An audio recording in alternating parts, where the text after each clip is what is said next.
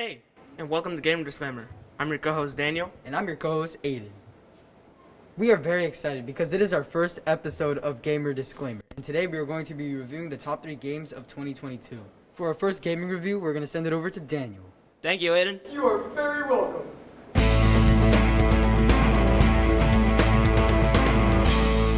So let's talk about Rocket League, a sports-based video game created by Psyonix. It's basically soccer with cars. It features a competitive game mode based on teamwork and outmaneuvering opponents. Players work with their team to advance the ball down the field to score in the opponent's net. So let's talk about the controls for Rocket League. I'm gonna do PS4 because that's what I have. I'm gonna tell you about the basic controls to move forward and backwards are basically R2 and L2.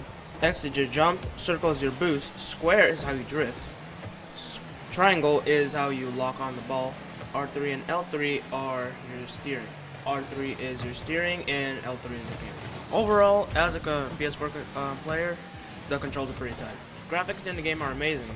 You can see everything in the world clearly and beautifully. You can even add motion blur to it to be more realistic. If you love playing soccer and you like fast cars, this is the game for you.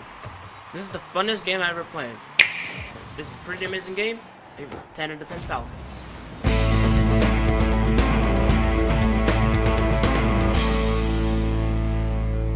So let's talk about The Crew 2, an open-world game based on everything of America has to offer. The storyline is about an unknown player character when they try to be a racing icon around the United States.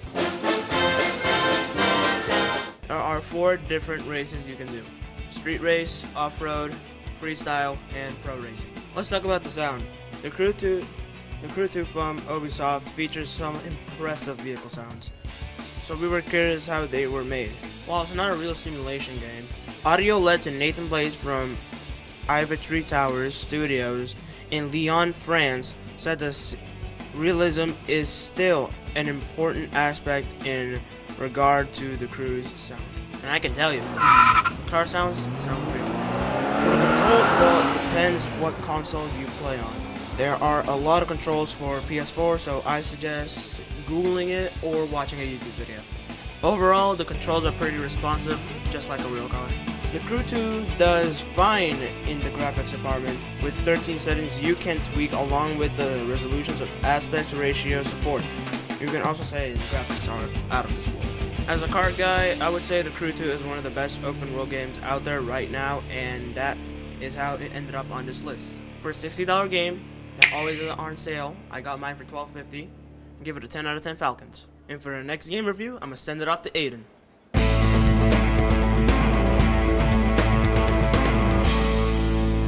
Let's talk about Five Nights at Freddy's Security Breach. Five Nights at Freddy's Security Breach, which was made in December 16, 2021 by Scott Cawthon and the Steel Team Studios.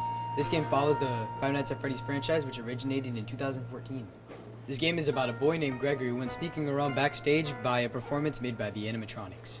Now we are going to tell you how to progress through the game. Gregory is being hunted down by Vanessa and all of the animatronics, except for Freddy, who's doing the complete opposite, and he is helping you escape the pizzeria and discover all of the secrets. Instead of being jump scared, the animatronics chase you. You can prevent being jump scared by hiding in hiding spots like a bin or in Freddy's chest cavity. Freddy has a battery that will need to be recharged at a recharge station. If his battery dies, he'll in a jump scare. Also, at the end of every hour in the game, the daycare attendant will roam the building, and if you don't find a recharge station, your fate will be sealed. You can find bags that contain more secrets about the place and how to dismember the animatronics and collect their parts. You will need to upgrade Freddy in parts and service to unlock the special abilities.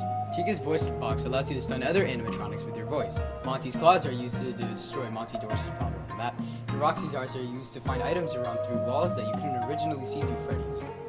The main goal of the game is to leave or stay, or find the mysteries of the pizzeria. There are several different unique endings you can unlock when you play with them. Let's talk about the pros and cons of this game, which can determine how I rate it. Some cons of this game are the fact that it's a new release and there are many glitches to speedrun with.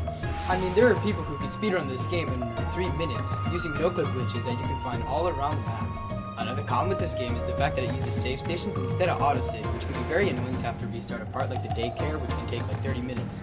However, this game also has some pros that can make it worth the $40 price on Steam.